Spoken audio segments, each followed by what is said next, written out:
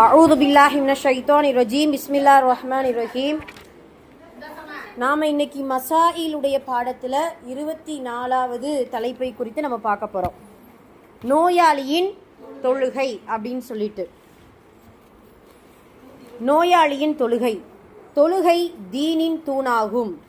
எப்படிப்பட்ட நிலையிலும் தொழுகையை கடைபிடிப்பது மிக அவசியமாகும். நோய்வாய்ப்பட்ட நிலையிலும் தொழுகை மன்னிக்கப்படாது எனினும் சில சலுகைகள் உள்ளன. ஒரு நோயாளி உட்கார்ந்து தொழலாம், படுத்தும் தொழலாம் அப்படின்னு சொல்லிட்டு நமக்கு சட்டங்கள் கொடுத்துருக்காங்க. இப்போ நம்ம தொழுகை அப்படின்னு எடுத்துக்கிட்டோம்னா ஒவ்வொருத்தவங்களுக்கும் தொழுகையுடைய பல வகைகள் உண்டு. ஆரோக்கியமாக இருக்கக்கூடிய நேரத்தில் தொழக்கூடிய தொழுகையும் நோயாளியாக இருக்கக்கூடிய நேரத்தில் தொழக்கூடிய தொழுகைக்கும் வித்தியாசம் உண்டு. சரிங்களா? அதில் நோயாளிகளுக்கு சில சலுகைகளை அல்லாஹு தாலா கொடுத்துருக்கா. அப்போ ஆக மொத்தம் நமக்கு என்ன தெரியுது, நம்ம இஸ்லாமிய மார்க்கத்தில் தொழுகைக்கு மட்டும் எந்த ஒரு இடைஞ்சல்களும் வரக்கூடாது, அவ்வளோதான். எந்த நிலையிலும் தொழுகையை விடக்கூடாது அப்படின்னு சொல்லிட்டு நமக்கு அந்த சட்டங்களை நம்ம படிச்சிருக்கணும். அதில் இன்னொன்று என்னென்னா, அந்த நோயாளிகள் அப்படின்னு சொல்லும்பொழுது சில நேரம் இயலாமல் போயிடுது. அதாவது வயோதி இன்மையின் காரணமாக இருக்கக்கூடிய நோய்கள் வேற. நாம் நல்லா ஆரோக்கியமாக இருக்கிறோம், சில நேரத்தில் ஏதாவது ஒரு நோய்வாய்ப்படுறோம், இல்லை நம்ம ஏதாவது அடிபட்டுருச்சு, கட்டு போட்டிருக்கோம், செய்ய முடியாத சூழ்நிலை, நடக்க முடியாத சூழ்நிலை, எழுந்து உட்கார்ந்துருக்க முடியாத சூழ்நிலை. இப்போ இதை நம்ம நோயின் காரணத்தை காட்டி அல்லாஹ்விடத்தில் என்ன செய்ய முடியாது, காரணம் சொல்ல முடியாது. இப்போ அல்லாஹ் தஆலா சில சலுகைகளை நமக்கு கொடுத்துருக்கா. எந்த அளவுக்கு அப்படின்னா, பயண தொழுகைன்ட்டு ஒன்று இருக்குது, அச்ச தொழுகைன்ட்டு ஒன்று இருக்குது, அதே போல் நோயாளிகளின் தொழுகைன்ட்டு ஒன்று இருக்குது, அதே போல் போரில் தொழக்கூடிய தொழுகைக்கு பேர் தான் அச்ச தொழுகை. சரிங்களா? மலை தொழுகை அப்படின்ட்டு தொழுகையுடைய வகைகளை கிட்டத்தட்ட 25 வகைகளை நம்ம படிச்சிருக்கோம். சரிங்களா? ஆமாம், நம்ம ஃபிக்குடைய ஸ்டார்டிங்கில் தொழுகையுடைய சட்டத்திட்டங்களை படிக்கிறதுக்கு முன்னாடியே தொழுகைகள் எத்தனை வகையாக நமக்கு இஸ்லாமிய மார்க்கம் சொல்லி கொடுத்துருக்கு அப்படிங்கிறத நம்ம பார்த்துருக்கோம். அல்ஹம்துலில்லாஹ். சரி, இன்னைக்கு நோயாளிகளின் தொழுகை அப்படிங்கிறத குறித்து நம்ம பார்க்க போகிறோம். என் நிலைகளில் உட்கார்ந்து தொழுவது கூடும். என் நிலைகளில் உட்கார்ந்து தொழுவது கூடும். முதல்ல உட்கார்ந்து தொழலாமா அப்படிங்கிற ஒரு கேள்வி வருது. இப்போ நமக்கு ஃபிக்குடைய பாடத்தில் ஒன்று படிச்சிருக்கோம், உங்களுக்கு ஞாபகம் இருக்கா?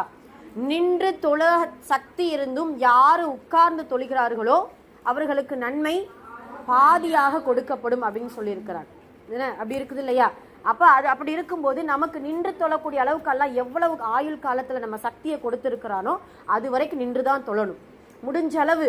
ஏன்னா நம்ம என்ன ஆகுறோம் அப்படின்னா, சில நேரம் இயலாமையாக இருக்கும்போது சரி இன்னைக்கு மட்டும் உட்கார்ந்து தொழுது பார்த்துருவோமே அப்படின்னு சொல்லி நம்ம கொஞ்சம் அதுக்கு நம்மளுடைய உடலுக்கும் நம்முடைய மனதுக்கும் ஒரு எக்ஸ்கியூஸ் கொடுத்த உடனே என்ன ஆகுதுன்னா, அந்த சொகுசா அந்த இதில் நம்ம என்ன செஞ்சிடறோம், போயிடும். முடிஞ்ச அளவு.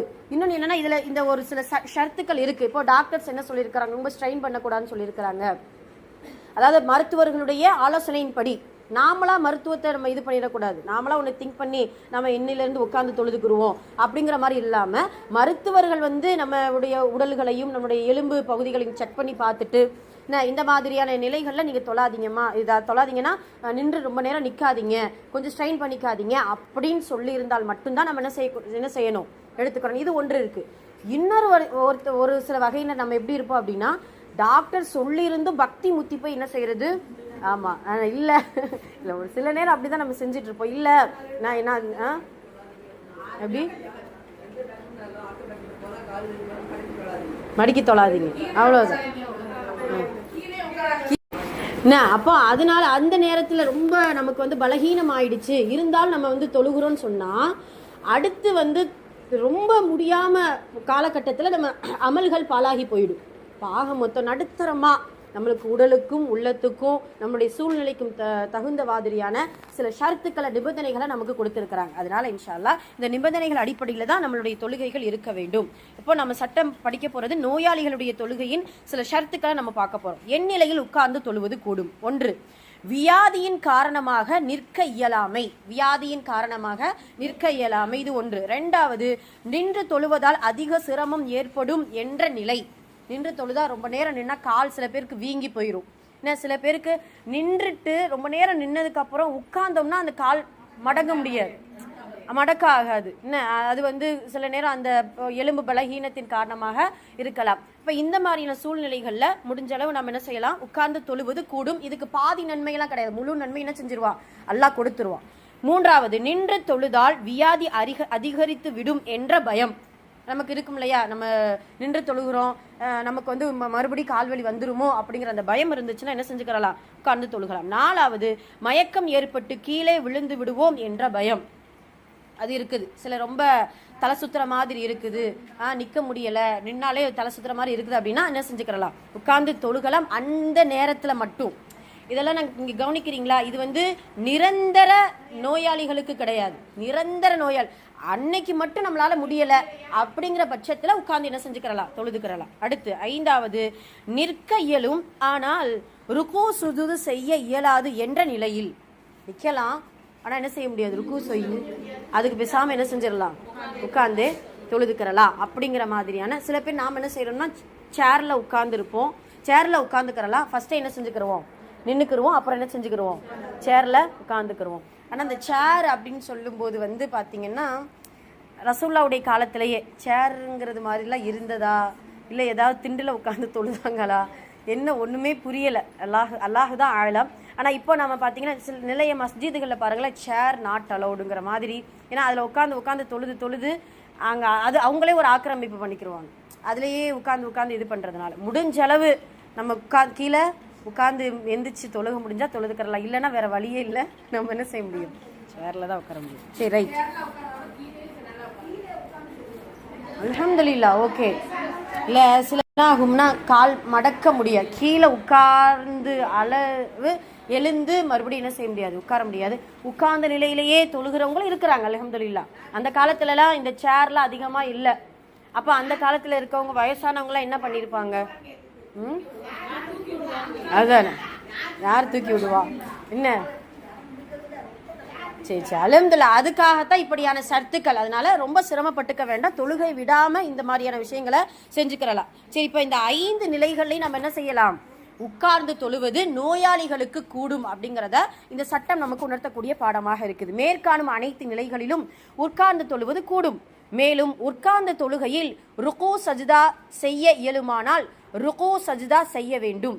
இயலாவிட்டால் ருக்கு சஜ்தாவை சைகினையின் மூலம் நிறைவேற்ற வேண்டும். குறிப்பு, சஜ்தாவை சைகினை செய்தால் சற்று அதிகமாக தலையை தாழ்த்தவும் அப்படிங்கிறத நம்ம புரிஞ்சுக்கிறோம். அப்போ நம்ம இப்போ சேர்ல அப்படி உட்கார்ந்துருக்கோம் நினைச்சுக்கோங்க, அல்லது கீழே உட்கார்ந்துருக்கோம்.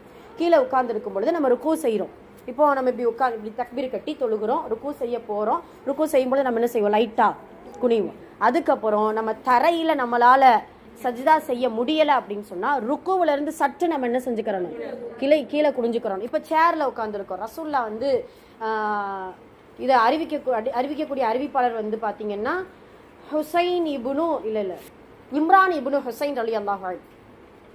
அப்போ அவங்க 2 அறிவிப்புகள் வருது. இம்ரான் இப்னு ஹுசைனுக்கு வந்து மூல நோய் முன்னாடி நம்ம சொல்லியிருக்கிறோம். இப்போ ரசூல் ஸல்லல்லாஹு அலைஹி வஸல்லம் அவர்களிடத்துல வந்து கேட்பாங்க, அல்லாஹ்வுடைய தூதரே ரத்த போக்குகள் அதிகமாக போய்கிட்டு இருக்குது, அப்போ நான் தொழுகிறது, என்னால் நின்று தொழ முடியலை அப்படின்னு சொல்லும்போது அல்லாஹ்வுடைய தூதர் என்ன செய்வாங்க, உட்கார்ந்து தொழுவதற்கான அனுமதி கொடுப்பாங்க. உங்களால் நிற்க முடியலைன்னா உட்கார்ந்து நீங்கள் தொழுதுக்கோங்க, சற்று உங்களுடைய ருக்கு செய்யுங்கள், ருக்குவை விட சஜ்தா உங்களுடைய தலை என்ன செய்யணும், இன்னும் பணிந்து கொடுக்கணும்னு சொல்லுவாங்க. இது ஒரு ரிவாயத். இன்னொரு ரிவாயத்தில் ரசூல் ஸல்லல்லாஹு அலைஹி வஸல்லம் அவர்கள் ஒருத்தர நோய் உடல் நலம் விசாரிப்பதற்காக போயிருப்பாங்க.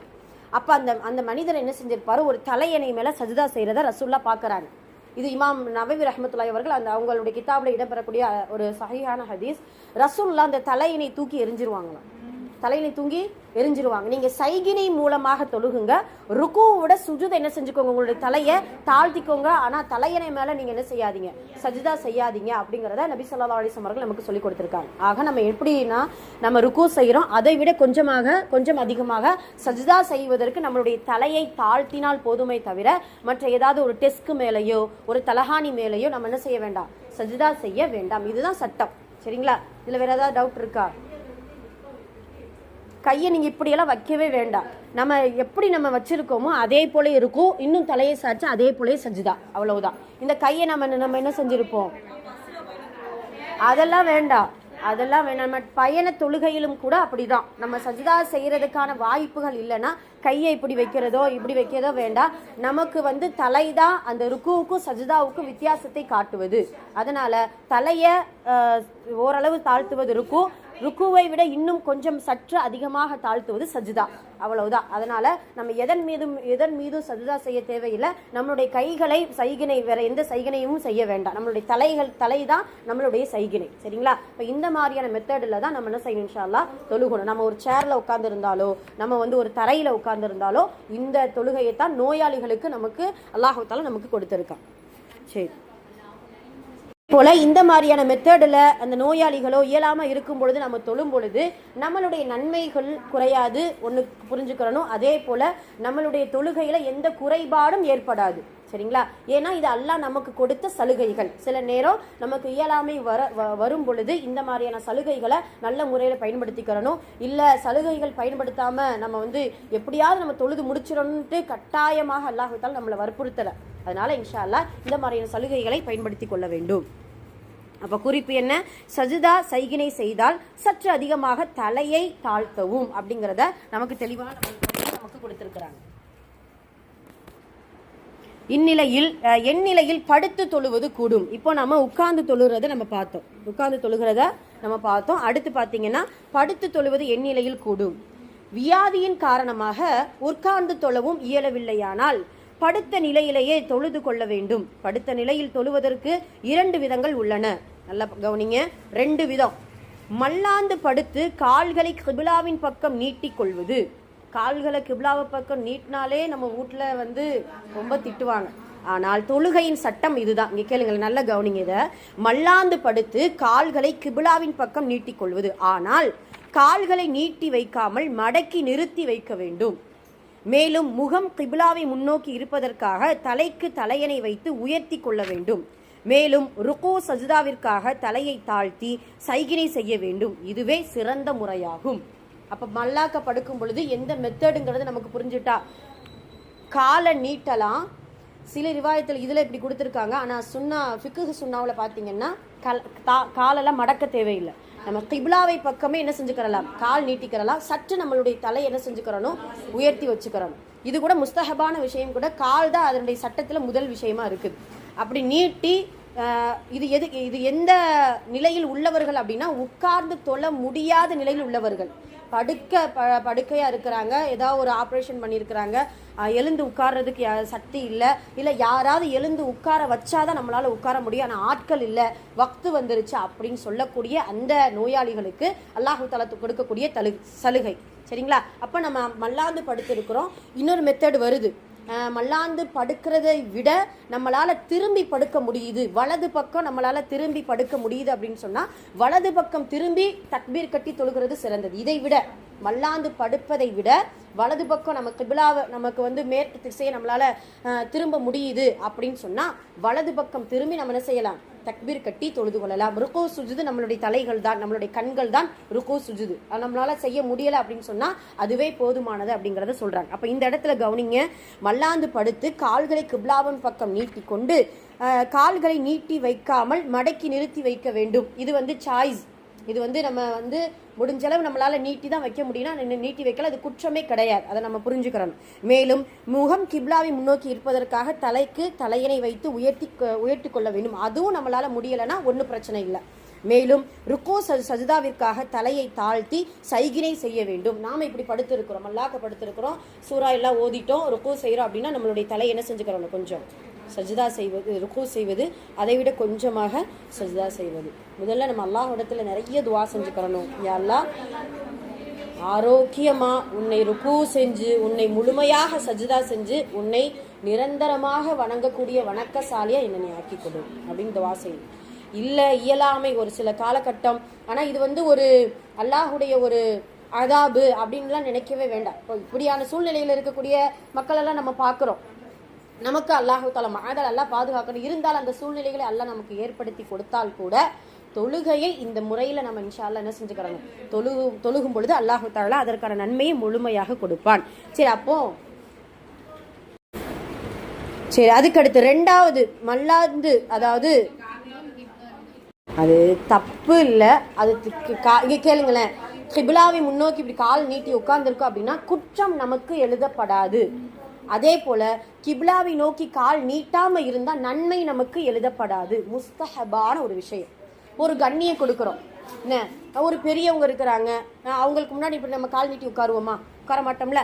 அதே போலதான் தொழுகையுடைய திசையாக மேற்கு அப்படின்ட்டு அல்லாஹ் நமக்கு வச்சதுனால அந்த நேரத்துல கால் நீட்டி உட்கார்றது ஒரு கண்ணிய குறைவாக எடுத்துக்கிறலாம். ஆனா யாராவது அப்படி உட்காரும் போது ரொம்ப அப்படி ரூடா நம்ம என்ன செய்யக்கூடாது, சொல்லக்கூடாது. அது நம்ம அவங்களுடைய இப்போ நம்ம குரான் இருக்குது, குரானுக்கு நேரம் நம்ம என்ன செய்யக்கூடாது, நீட்டக்கூடாது. இது முஸ்தஹபான கண்ணியத்திற்குரிய ஒரு விஷயம். அதனால அந்த மாதிரி ரொம்ப ஹராமாக்கப்பட்டது அப்படின்ட்டு முற்றிலும் நம்ம அதை ஒதுக்கி இது பண்ணி அதை ரொம்ப ஃபோர்ஸ் பண்ணி செய்யக்கூடாது. அதே இது நம்ம கண்ணியம் கொடுக்கறது நம்மளுடைய உள்ளத்துக்கு ஏற்ற ஒன்று, அவ்வளவுதான். அதாவது இதுவும் முஸ்தஹபான விஷயத்துல ஒன்று. அடுத்து மையத்துக்குரிய சட்டத்திட்டங்களை நம்ம படிக்க போறோம். கிப்லாவை முன்னோக்கி அவங்களுடைய முகம் அல்லது அவங்களுடைய கால் இருக்கலாம். அது ஒண்ணுமே இல்லம்மா, அது எந்த ஒரு இதுவுமே கிடையாது. அது இதுதான் சட்டத்திட்டங்கிறதெல்லாம் கிடையாது. அப்படி வைக்கிறதா வச்சுக்கிறலாம், ஒன்றும் பிரச்சனை இல்லை, அவ்வளவுதானே. அதுக்கு என்ன செய்ய முடியாது, அதனால ஒன்றும் பிரச்சனை இல்லை. அப்படி வைக்கனாலும் வச்சுக்கலாம், அப்படி வைக்காம இருந்தாலும் ஒன்றும் தவறு கிடையாது. எப்பயுமே அவங்களுடைய வீடு சுச்சுவேஷன் இவ்வளவுதான் இருக்குது, சின்ன வீடா இருக்குது, திருப்ப முடியல, ஒன்றும் செய்ய முடியல, அதை என்ன செஞ்சுக்கிறலாம், வச்சுக்கலாம். அது கண்ணிய அது ரொம்ப அது ஒன்றும் பிரச்சனை இல்லை. மேற்கு பக்கம் கால் நீட்டி வைக்கிறாங்களா, அது என்ன, அது உயிரோட இருக்கும்போது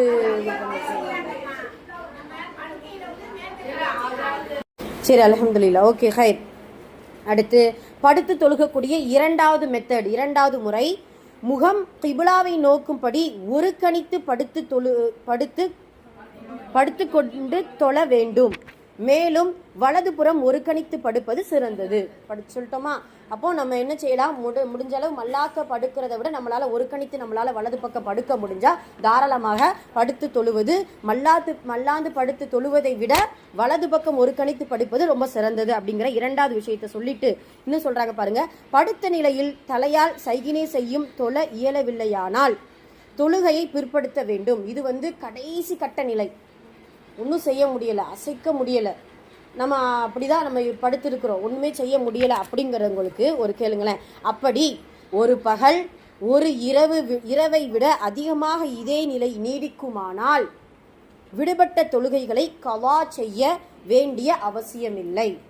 அந்த அளவுக்கு அல்லாஹ் தஆலா நமக்கு என்ன செஞ்சிருக்கான், ஒரு சலுகையை கொடுத்துருக்கான். விடுபட்ட தொழுகையை 2 நாள், ஒரு பகல் ஒரு இரவு, ஒரு நாள் ஃபுல்லா நம்மளால ஒன்றும் செய்ய முடியல, எந்த அளவுக்கு தலையை கூட சைகினை செய்ய நம்மால் அசைக்க முடியவில்லை என்றால், ஏன் தெரியுமா, இப்போ நம்ம தொழுகிறோம்னு சொல்லிட்டு அல்லாஹ்வுக்கு தெரியும், அல்ஹம்துலில்லாஹ், இருந்தாலும் இந்த நிலையில் கூட இந்த தொழுகையை இந்த மனிதன் நிறைவேற்றுகிறான் என்று ஒரு மனிதன் பார்த்து படிப்பினை பெறக்கூடிய அளவுக்கு நம்மளுடைய சைகினை இருக்கணும். அந்த சைகினை கூட இல்லை, என்ன செய்யறாரு அப்படின்ட்டு ஒரு ஜடமா இருக்கிறார், ரூஹ் மட்டும்தான் இருக்கு, உயிர் மட்டும்தான் இருக்கு, சில நினைவுகள் இருக்கு, அவ்வளவுதான். அப்படிங்கிற பட்சத்துல ஒரு பகல் ஒரு இரவு அதே நிலையில அந்த நோயாளி கடந்து விட்டாரே என்றால் அந்த தொழுகை கலா செய்ய தேவையில்லை. அப்போ உங்களுக்கு புரியுதா? இந்த இடத்துல இன்னொரு சட்டத்தையும் சொல்லிடுறேன். கலா என்பது இந்த நிலையில தான் செய்யணும். உங்களுக்கு புரியுதா? கலா என்பது இந்த நிலையில தான் நம்ம என்ன செய்யணும், கலா செய்யணும். நாம என்ன செய்யறோம் யோசிக்கிறீமா? நம்ம சாதாரண ஒரு சின்ன சின்ன நிகழ்வுகளுக்கு இல்லை ஒரு சில நேரத்தில் நம்ம என்ன செஞ்சுட்டு இருக்கோம், கலா செய்யறோம். கலா என்பது முடியாத பட்சத்தில் கடைசி கட்ட இதில் தான் நம்ம என்ன செய்யணும், கலா செய்யணும். அதனால தான் எங்கள் உஸ்தாத் அடிக்கடி இந்த கலாங்கிற சட்டத்தை நீங்கள் தெரிஞ்சுக்கோங்க, அதை கையில் எடுக்காதீங்கிறத சொல்லுவாங்க. அந்த அளவுக்கு கலாங்கிறது முடிஞ்ச அளவு தொழுகையில் ஆரம்ப நேரத்தில் தொழுதுறோம், அதை வக்துக்குள்ளே தொழுது முடிச்சிடணும் எப்படியாவது, எந்த சூழ்நிலையாவது. ஏன்னா அல்லாஹ் தஆலா அதுக்கான சலுகை நம்ம கொடுத்துருக்கிறாருலாம். சஃபரில் இருக்கிறோம், கூட்டத்தில் இருந்தாலும் சரி, நீ ரோட்டில் நடந்து போனாலும் சரி, சாலையோரத்தில் இருக்கிறியா தொழுதுக்கோ, வக்து வந்துருச்சா தொழுதுக்கோ. உங்களால் சஃபரில் இருக்கிறோம், நின்று தொழ முடியல, கிப்லா தெரியல, உதவு செய்ய முடியல, தயமும் செஞ்சுக்கோ. கிப்லா தொழுக தெரியலைன்னா இந்த திசையிலன்னா என்ன செஞ்சுக்கோ, தொழுதுக்கோ. நின்று தொழ முடியல, இப்போ இவ்வளவு சலுகைகள் ஏன் கொடுக்குறா? அந்த தொழுகையை நீ கலாவாக்கிறாத, விட்டுறாத, அவ்வளோதான். அப்போ அதனால இன்ஷா அல்லாஹ் அந்த வக்து வர்றதுக்குள்ள நம்ம என்ன செய்யணும், இன்ஷா அல்லாஹ் தொழுது கொள்ளணும். அப்போ இந்த இடத்துல இவ்வளவு தலையை கூட அசைக்க முடியாத அளவிற்கு நமக்கு நோய்கள் அதிகமாகிவிட்டால் கலா செய்ய தேவையில்லை, ஒரு பகல் ஒரு இரவு கடந்தால். சரிங்களா? அப்போ அப்படி ஒரு பகல் ஒரு இரவை விட குறைந்த நேரத்தில் உடல் சுகமாகி விட்டாலோ அல்லது தலையால் சைகினை செய்து தொழும் அளவு சக்தி வந்து விட்டாலோ அவர் விடுபட்டு போன தொழுகைகளை கலா செய்ய வேண்டும் அப்படிங்கிறது சட்டம். சரிங்களா? அல்ஹம்துலில்லாஹ். இப்போ இந்த நோயாளிகளுடைய சட்டத்தில் இவ்வளவு விஷயங்கள் இருக்குது. அல்லாஹு தாலா உடல் ஆரோக்கியத்தை கொடுக்கணும். அப்படி ஒரு காலம் ஒரு நோய்வாய்ப்பட்டுட்டு இப்படியான ஷரத்துக்களோடு நம்ம தள்ளப்பட்டோமையானால் அந்த நேரத்தில் தொழுகையை விடாமல் இப்படி உட்கார்ந்து படுத்த நிலையில் இதில் இருக்கக்கூடிய சட்டத்திட்டங்கள் அடிப்படையில் இன்ஷா அல்லாஹ் தொழுது கொள்ள வேண்டும். சரி, கேள்விகள் பாருங்க. எந்த நிலைகளில் உட்கார்ந்து தொழுவது கூடும்? இந்த 5 நிலைகள்ல என்ன செஞ்சிடணும்? எழுதிடணும். அந்த மேற்கான அனைத்து நிலைகளிலும் சேர்த்து என்ன செஞ்சிருங்க? எழுதிருங்க. உட்கார்ந்து தொழும் முறை யாது? ஓ சாரி, இது 2வது கொஸ்டினா வருதுல்ல? ஆமா, அப்ப நான் ஃபர்ஸ்ட் கொஸ்டின் அந்த 5 பாயிண்ட்டை மட்டும் குடிங்க. 2வது கொஸ்டின் அந்த மேற்கான அனைத்து நிலைகளிலும் இருக்கு இல்லையா, அதில் உட்கார்ந்து தொழுவது கூடும், மேலும் அதுல இருந்து ஆரம்பிச்சு தலையை தாழ்த்தவும் அப்படிங்கிற வரைக்கும் அந்த குறிப்பு வரைக்கும் குறிச்சுக்கோங்க. 2வது கொஸ்டினுக்கான ஆன்சர். 3வது படுத்து தொழும் முறையை கூறுக. 2 மெத்தடை என்ன செஞ்சிடணும்? எழுதணும். பாயிண்ட் 1 பாயிண்ட் 2யுமே எழுதி முடிச்சிடணும். ஓகே, ஹைர்.